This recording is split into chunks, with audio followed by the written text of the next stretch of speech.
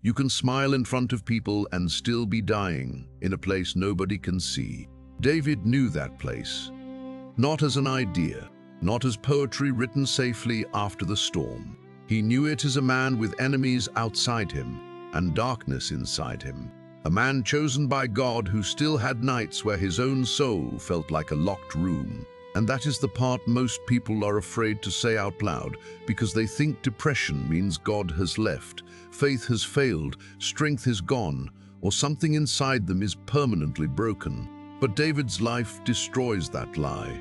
A man can be anointed and still ache. A man can write songs for God and still ask why his soul is collapsing. A man can be loved by heaven and still whisper from the floor, "I am worn out from my groaning.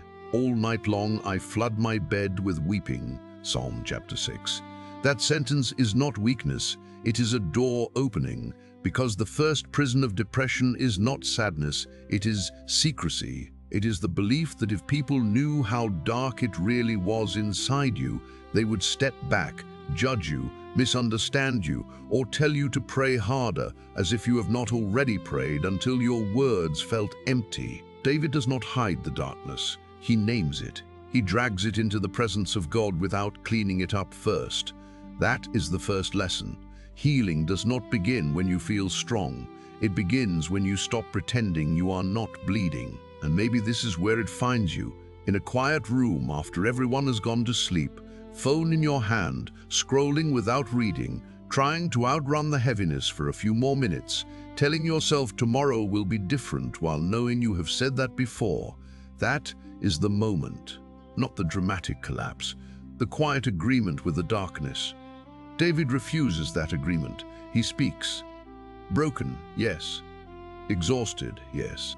But silent, no. And there is power there, because depression grows stronger in unnamed places. It feeds on vague pain, on unspoken fear, on thoughts you keep circling but never bring into the light. Why, my soul, are you downcast? Why so disturbed within me? Psalm chapter 42. David is not giving a lecture to himself. He is confronting the inner fog before it becomes identity. He does not say, "I am hopeless." He says, "Why are you downcast?" That question creates distance between him and the darkness. And that distance matters, because if you become the feeling, you obey it. If you name the feeling, you can begin to face it. That is a breaking point. Depression says, "This is who you are now."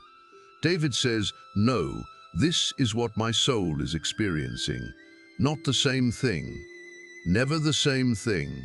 And if you miss that difference, you will start making permanent decisions from a temporary valley. You will believe thoughts that were born in exhaustion. You will trust conclusions that came from pain, not truth. That is why this has to start here. Not with victory, not with joy, not with pretending the light is already back, but with one honest sentence before God. I am not okay. I am tired. I am afraid of what this is becoming. I do not know how to climb out of this. And if that sentence feels dangerous, it is because you have been trained to hide the very thing God is willing to meet. David did not get rejected for telling the truth. He got preserved through it. And that may be the first thread back. Not a perfect prayer, not a sudden emotional rescue, just the refusal to lie in the dark. Because the moment you tell the truth, the darkness stops being the only voice in the room. There is a kind of mourning that feels cruel because the world keeps moving as if nothing inside you has collapsed. Light comes through the window, messages arrive, someone asks a normal question, food is on the table, a task waits, and inside, everything feels heavy, slow, almost unreachable. David knew that split between the outside world and the inside storm. He could be surrounded by soldiers, servants, music, responsibility, and still write, "My soul is in deep anguish. How long, Lord, how long?" Psalm chapter 6. Not, "I am a little discouraged." Not, "I need a better attitude." Deep anguish. And then the question that depression keeps repeating until it becomes torture. How long? That is the second lesson. Depression becomes more dangerous when pain loses a timeline. You can survive almost anything when you know it will end soon. But when sadness stretches, when heaviness keeps returning, when you wake up and realize it is still there, something inside you starts to ask whether this is your life now. That question is poisonous. Not because you asked it, but because depression answers it before God does. It says, always. It says, this is permanent. It says, you will never be the person you were. And if you accept that voice, you begin to shrink your life around it. You cancel plans before you know if you can handle them. You stop answering people because explaining takes too much strength. You avoid mirrors, avoid silence, avoid old songs, avoid places where you used to feel alive. Slowly, your world becomes smaller, quietly, almost politely. Then one day you call that smaller world peace.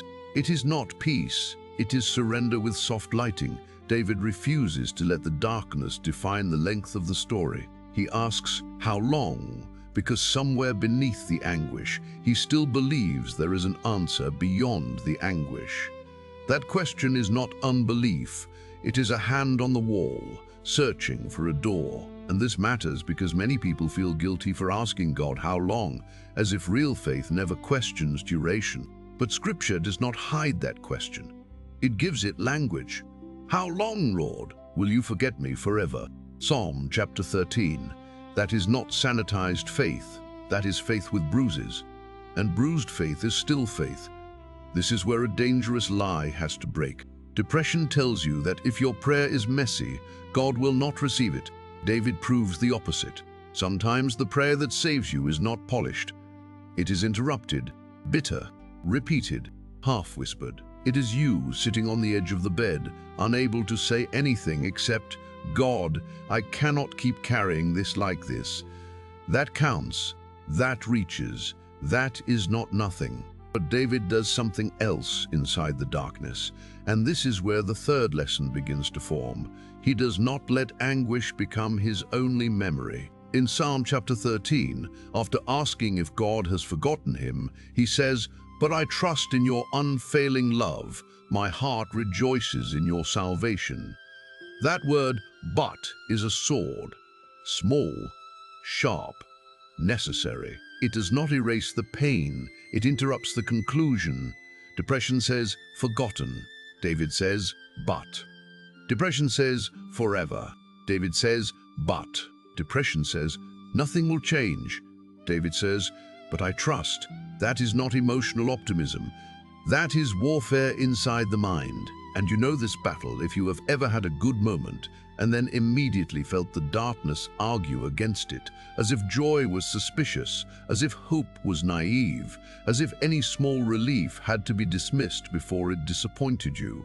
That is where you must learn David's but, not as denial, as defiance. You do not have to feel healed to refuse the final sentence. Depression is trying to write over you.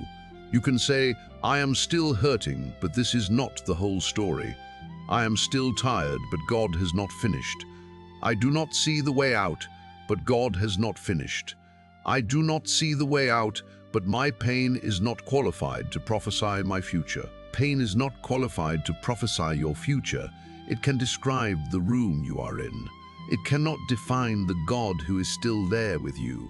And this is the moment where the story quietly turns, not because the darkness vanishes, but because another voice enters the room. Before David ever wore the crown, he spent years being hunted by the man who should have protected him. Think about that. Not criticized from a distance, hunted. He slept in caves, moved through wilderness, listened for footsteps that could mean death, and still had to keep his heart from becoming the same shape as the danger around him. Depression often grows in that kind of long pressure, when your body survives but your soul starts living on alert, when every message feels like it could be bad news, every silence feels like rejection, every ordinary day carries a hidden weight. That is not weakness. That is what happens when the soul has been bracing for too long. and David gives language to it. Fear and trembling have beset me. Horror has overwhelmed me. I said, "Oh, that I had the wings of a dove. I would fly away and be at rest." Psalm chapter 55. That is the third lesson. Sometimes depression is not just sadness, it is exhaustion from wanting to escape a life you are still required to live. You wake up and the room is the same. You open the door and the responsibilities are still there. People expect answers, effort, normal behavior. But inside, there is one sentence: I want to disappear. Not die, maybe, just disappear. Stop being needed, stop being perceived, stop being reachable, stop having to explain why simple things feel impossible. David knew that impulse. I would fly away and be at rest. He does not pretend the desire is noble. He names it, but he does not obey it as final truth. That difference can save your life, because the urge to run is not always direction. Sometimes it is pain asking for relief with no wisdom attached. And if you obey it blindly, you may leave the very places where healing could have begun. You might cut off the friend who would have stayed. Quit the work that was giving your life structure. Leave the community that still had grace for you. Destroy something because the pain demanded immediate silence. That is where depression becomes dangerous. It does not only hurt you, it starts advising you badly. David does not let the escape impulse become his master. He brings it into prayer. As for me, I call to God, and the Lord saves me. Evening, morning, and noon I cry out in distress, and he hears my voice. Psalm chapter 55. Evening, morning, and noon. Not once, not when he feels spiritual, not when the words sound strong. 3 times in the rhythm of the day, because pain that returns needs prayer that returns. That is not a formula.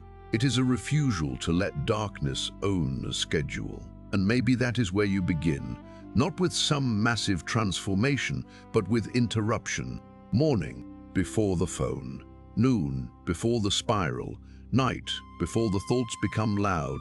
You stop letting depression be the only thing that checks in with you repeatedly. You answer it with a pattern, quietly, stubbornly, again and again. This is not glamorous. It will not feel powerful at first. It may feel almost pointless. Good, do it anyway. Because the prison is built by repetition, and the way out is also built by repetition. David's enemies were outside him, but his worship became the rhythm that kept those enemies from taking the inside too.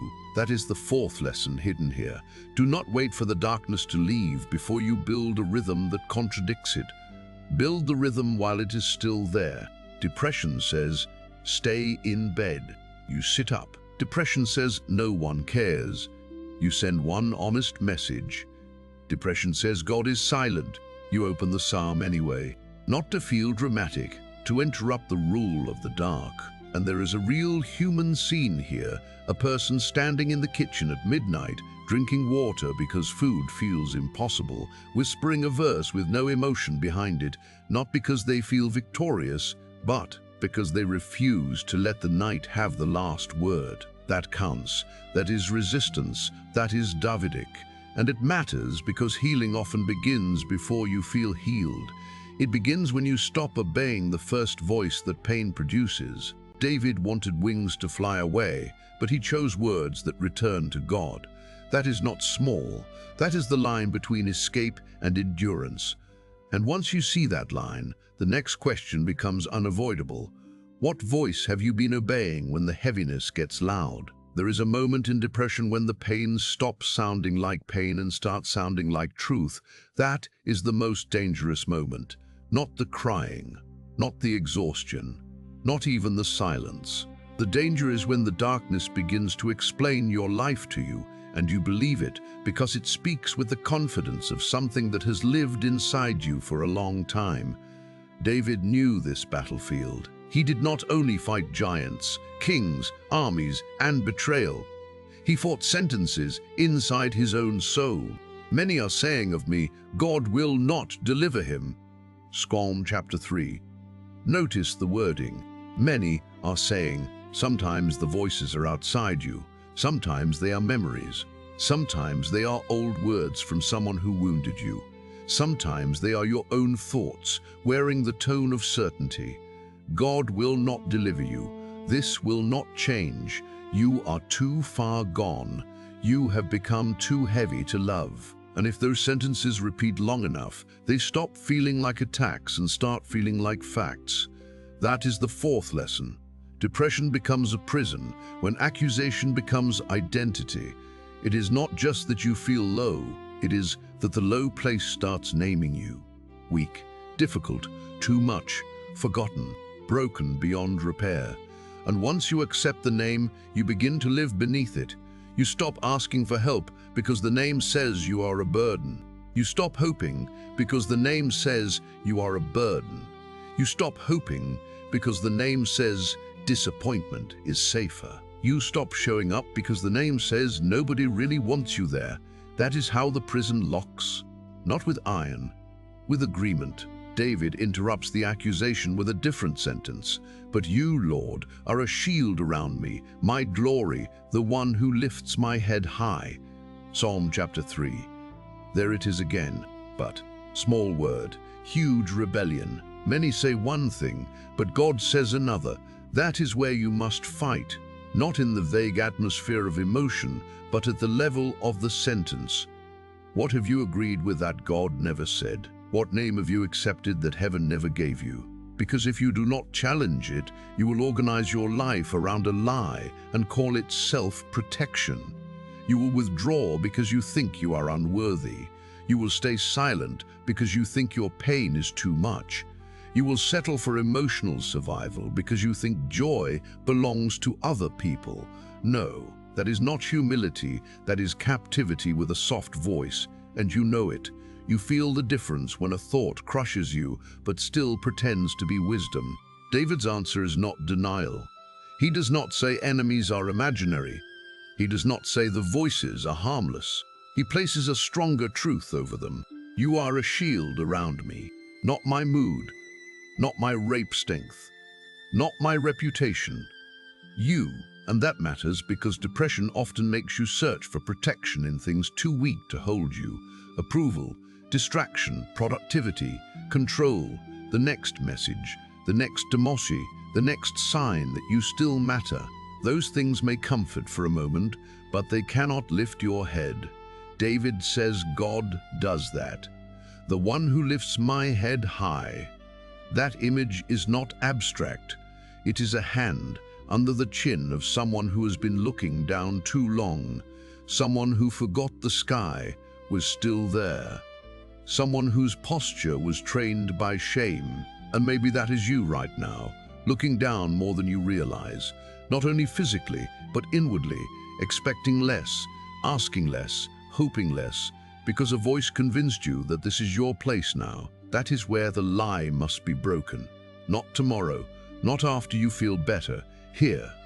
The moment a thought says, you will never get out, you answer with what is written. The Lord is close to the brokenhearted and saves those who are crushed in spirit.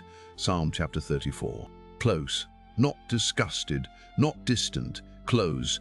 That one word can split the darkness if you let it. Because depression says your brokenness pushed God away.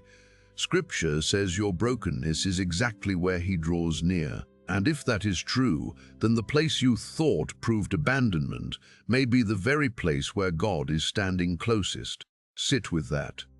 Do not rush past it.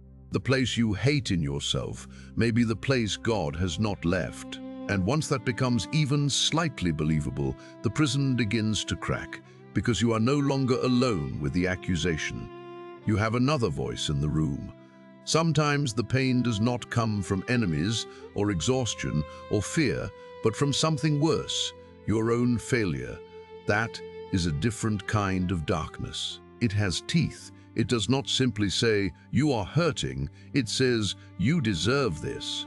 David knew that darkness too, not as a victim only, but as a man who had sinned, hidden, broken trust, and watched consequences move through his house like a fire he could not stop. This is the part people skip because it is uncomfortable. They want David the worshipper, David the warrior, David the man after God's heart.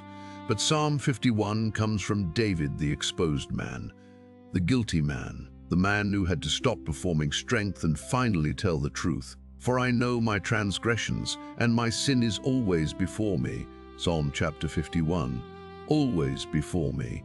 That is what guilt does when it turns toxic. It does not correct you and let you rise. It keeps replaying the scene until you believe the mistake is your name. And this is the fifth lesson. There is a difference between conviction and condemnation. Conviction points to the wound so it can be healed. Condemnation keeps pressing on the wound so you never forget it is there. Conviction says, come into the light. Condemnation says, hide deeper. Conviction leads you back to God. Condemnation tells you God is finished with you. And if you confuse those voices, you will mistake spiritual correction for permanent rejection. That is how depression becomes heavier after failure. You do not only grieve what happened, you start sentencing yourself every day. You wake up and remember. You try to pray and remember. You hear a sermon, a song, a phrase, and it pulls you back into the same courtroom inside your mind, where you are always guilty and never restored. That courtroom is not holiness, it is captivity. David does not stay there. He does not minimize the sin, but he also does not turn guilt into identity. He says, create in me a pure heart, O God, and renew a steadfast spirit within me. Psalm chapter 51. That prayer is not a man asking to pretend nothing happened. It is a man asking to be remade where the failure began. That is the breaking insight. You do not heal from guilt by arguing with the past. You heal by letting God rebuild the place in you that could not hold under pressure.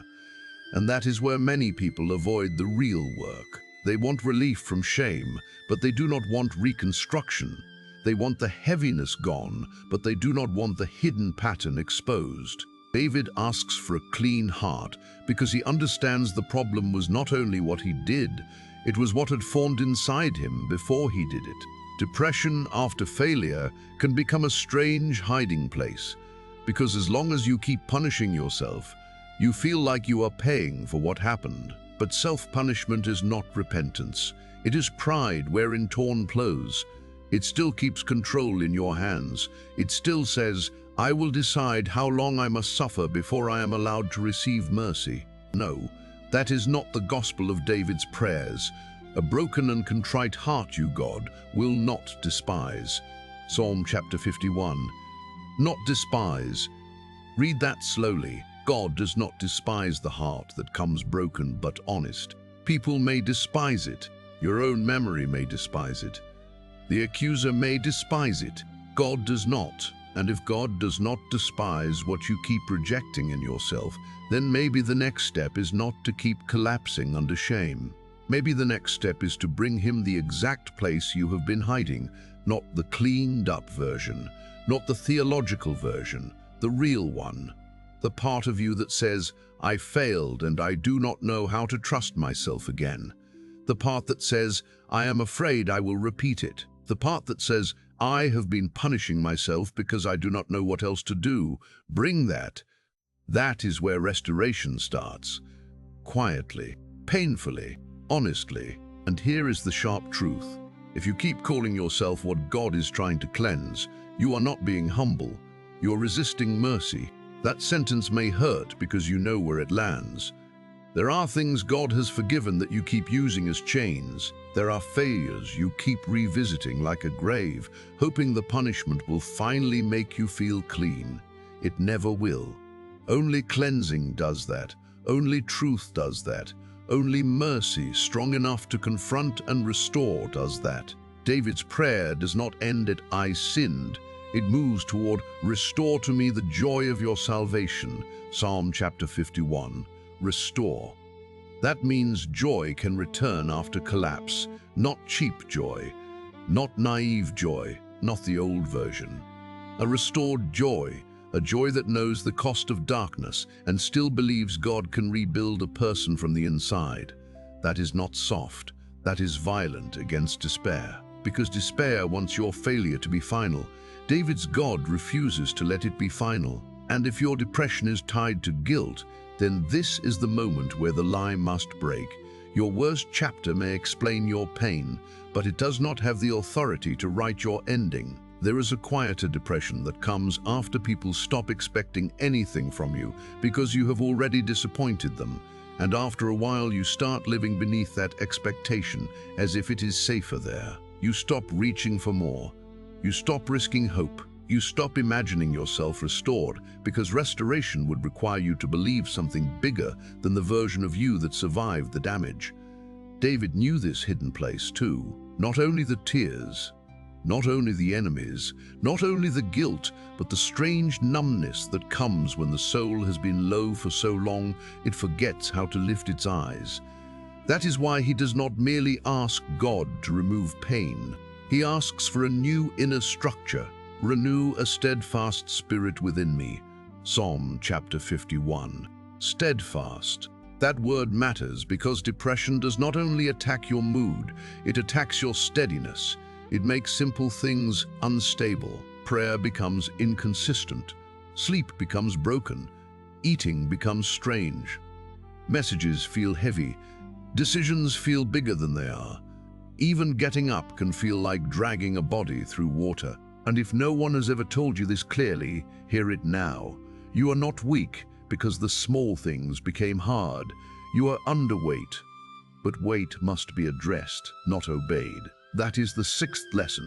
Depression shrinks life through small surrenders, and healing begins through small acts of return, not heroic acts, small ones. A shower, a meal, a walk outside, a message that says, I'm not doing well, but I don't want to disappear. A psalm read with no emotion. A lamp turned on when the room feels like a cave. Small acts do not look spiritual enough for people who love dramatic breakthroughs, but David understood the power of repeated return. Evening, morning, and noon I cry out in distress, and he hears my voice. Psalm chapter 55. Not one emotional moment, a rhythm, a return. Again, again, again, again. Depression wants you to believe that if an action does not fix everything immediately, it does not matter. A seed does not look like harvest. A step does not look like freedom. A whispered prayer does not look like deliverance. But Scripture has always honored small beginnings when they are aligned with God. The danger is waiting until you feel alive before you act alive. You may have to act toward life while death still feels loud. That is not fake, that is warfare. David did not always sing because he felt victorious. Sometimes he sang because the song was the rope keeping him from sinking. And there is a real scene here, maybe too real. You are sitting on the edge of your bed, the room is still dark, and the day already feels like too much. Your phone is close. The easy thing is to vanish into it and let an hour disappear. But instead, you put your feet on the floor. That's it. Feet on the floor. It feels almost stupid, too small to matter. But it matters because you just contradicted the voice that told you not to move. That is how the prison begins to lose authority. Not all at once, one contradiction at a time. David says, "The Lord is my shepherd. I lack nothing. He makes me lie down in green pastures. He leads me beside quiet waters. He refreshes my soul." Psalm chapter 23. Notice the tenderness, but also notice the movement.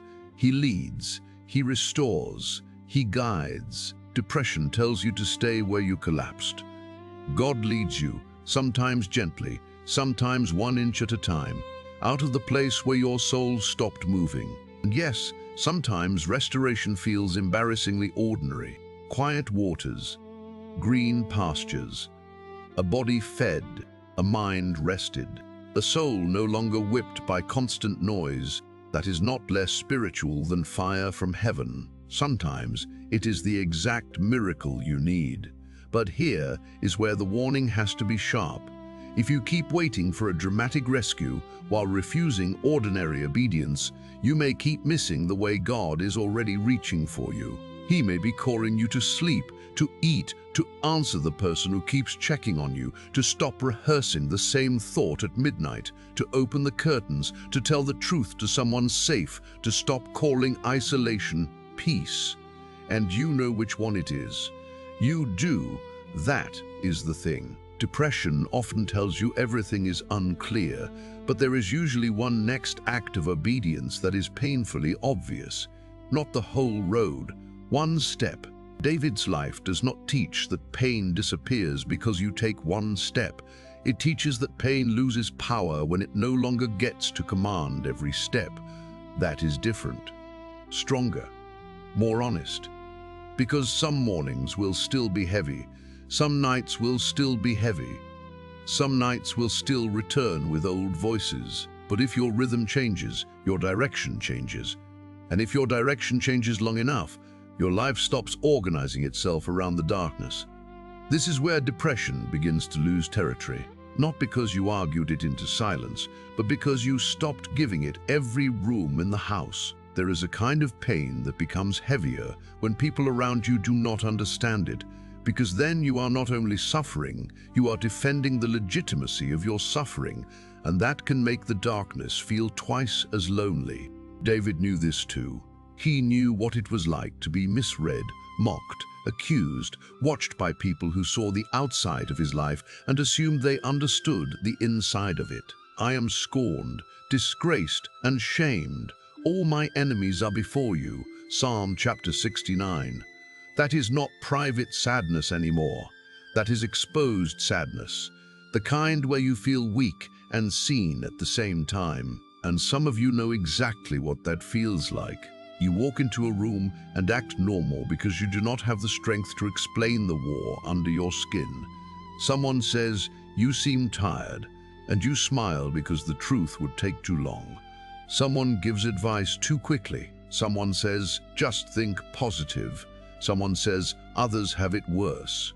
And something inside you shuts down because now you are not only hurting, you are alone with people in the room. That is a dangerous kind of loneliness. It can make you stop reaching out. It can make you decide that nobody is safe.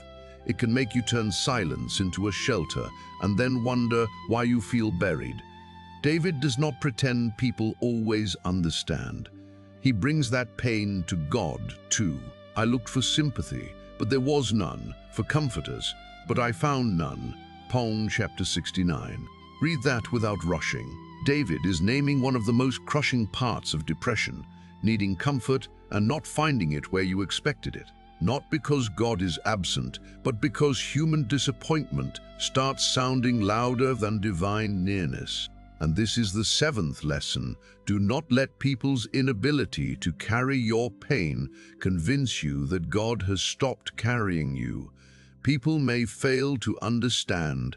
People may say the wrong thing. People may get tired. People may step back because your pain frightens them, or inconveniences them, or exposes how shallow their comfort really is. But that is not the measure of God's presence. Never let human clumsiness become your theology. That one sentence can save you from a deep pit. Never let human clumsiness become your theology. David says, "Though my father and mother forsake me, the Lord will receive me." Psalm chapter 27. That is not decorative. That is survival truth. Even if the closest people fail, there is still a receiving place in God. And if you do not anchor there, disappointment with people can harden into disappointment with heaven. And once that happens, the depression becomes spiritual confusion, because now the heart begins to say, "Nobody came, therefore God did not care." No, that is the lie that must be broken. God's care is not cancelled by people's failure to represent it well. And this is where you have to be careful, because depression can make you interpret every failed conversation as proof that you should never open up again. You told someone a little, and they changed the subject. You tried to explain, and they gave advice instead of presence. You reached out, and the reply came late, and the darkness said, "See, never again." That is the moment. That is where the prison tightens. Because one bad response becomes a law, one shallow comforter becomes all people, one disappointment becomes the end of trust.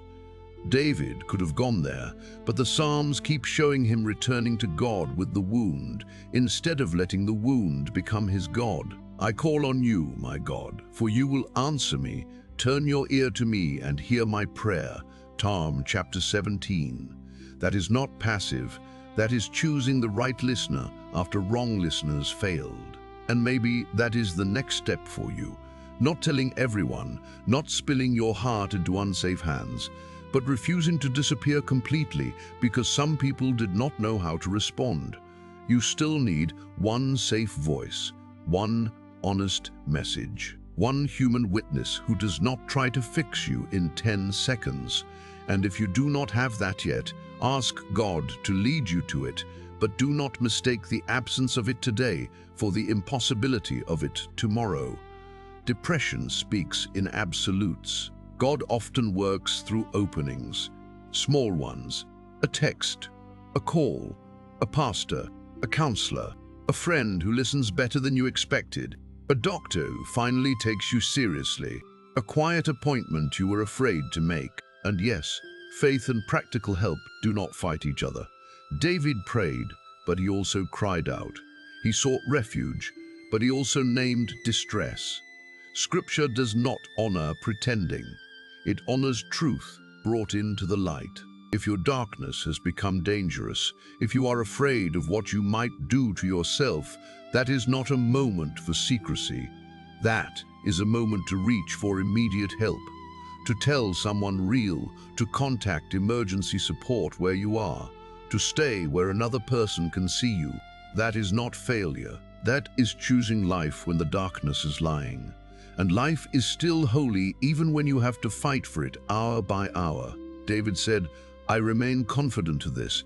I will see the goodness of the Lord in the land of the living. Psalm chapter 27. In the land of the living, not only someday far away, not only after death, here, while breath is still in your body, while the story is still being written. And that is the 8th lesson forming under the surface. Depression tries to make you negotiate with death, but God keeps calling you back into the land of the living, back to breath, back to one more honest prayer, back to one more step, back to one more refusal to let the night write the ending. You may not feel victorious. Fine, do not worship the feeling. Choose the next act of life anyway.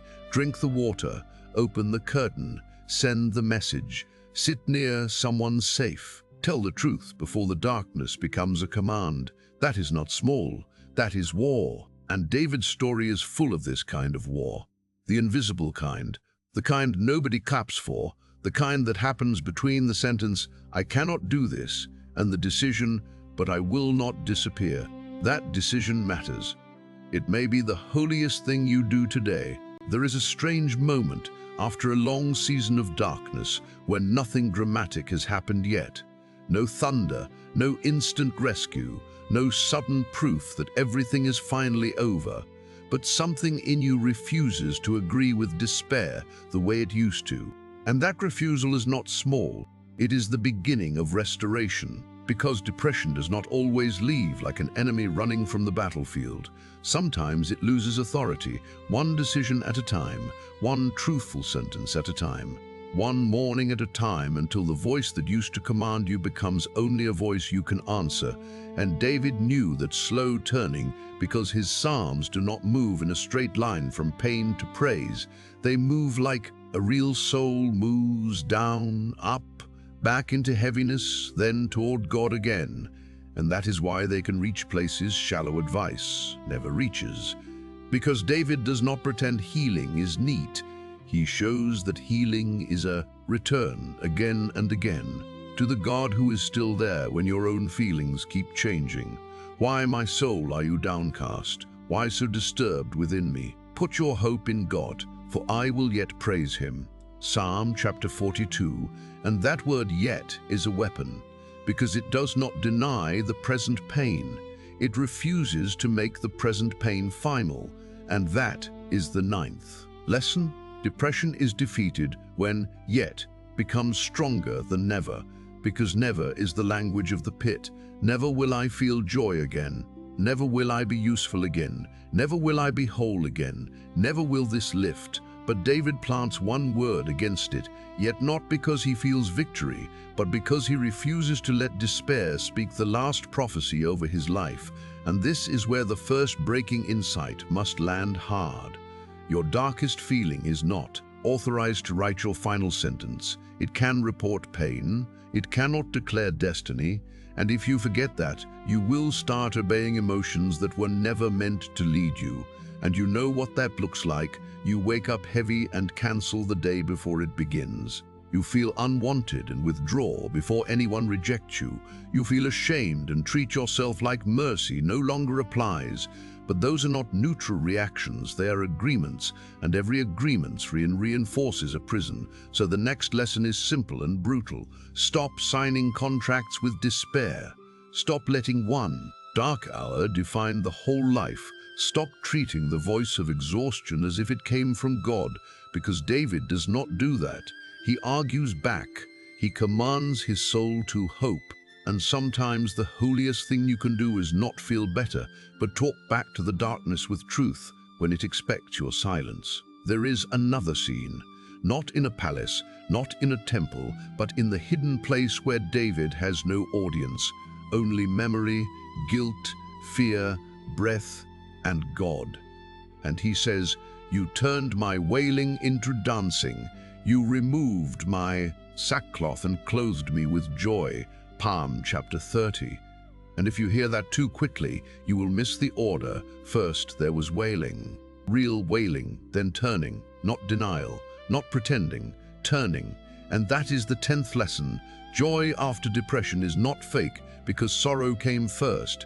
It is deeper because sorrow did not have the final word. And this matters because depression can make future joy feel suspicious, almost disrespectful to what you suffered, as if laughing again means the pain was not serious, as if peace means you betrayed the version of yourself that barely survived. But that is another lie. You are allowed to live after the valley. You are allowed to receive light without apologizing to the darkness. You are allowed to heal without asking permission from what hurt you. Because David's God does not only sit with the brokenhearted, he restores them. He restores my soul. Psalm chapter 23, not replaces it, restores it. And restoration means something damaged can become whole without pretending it was never damaged. And maybe that is what you need to hear with force. You are not more authentic when you stay broken. You are not more honest when you refuse joy. You are not betraying your pain by allowing God to rebuild you. That is not betrayal, that is resurrection in the inner life.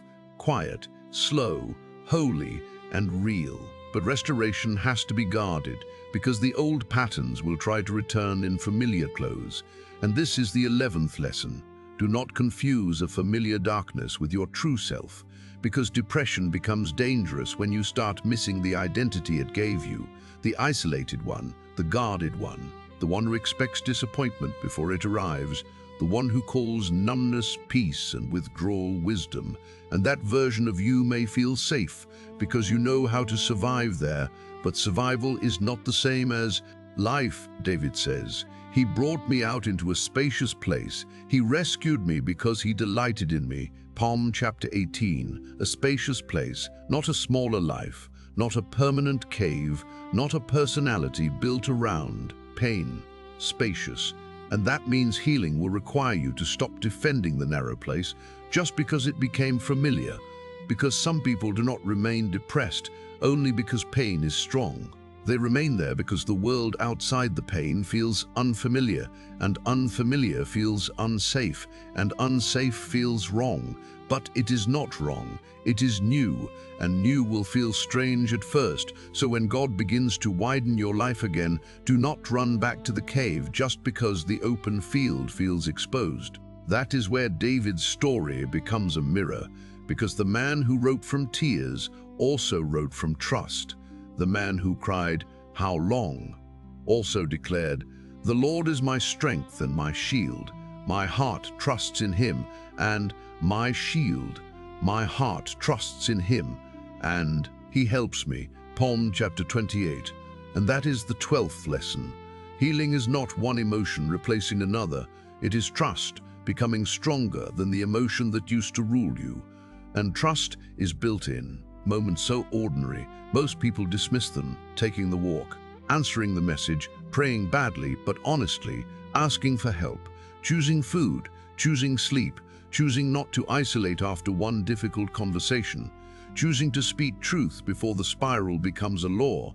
And no, those choices will not always feel powerful, but they are power because they are evidence that darkness no longer gets automatic obedience. That is the second breaking insight. Depression loses when it stops being the commander and becomes something you can refuse.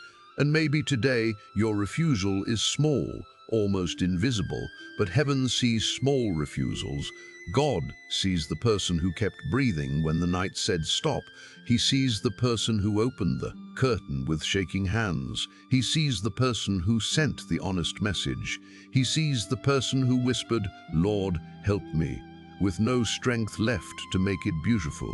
And David gives that person a promise. The Lord is near to all who call on him, to all who call on him in truth. Psalm chapter 145.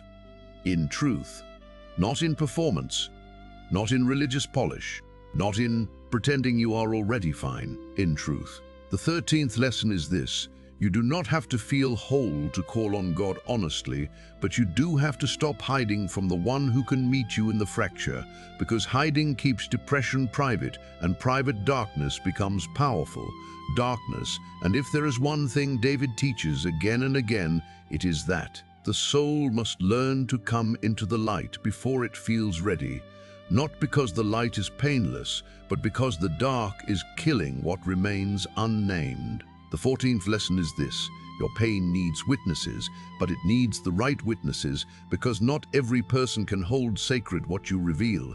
And David knew betrayal, misunderstanding, mockery, but he also knew refuge. He says, God sets the lonely in families. Psalm chapter 68. And that does not always mean the family you were born into.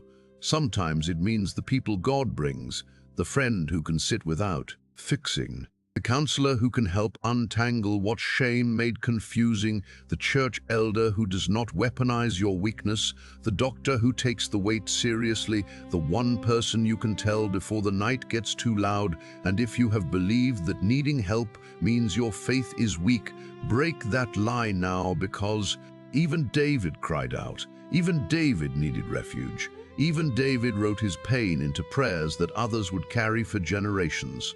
You were not created to bleed alone in silence and call it strength. That is not strength.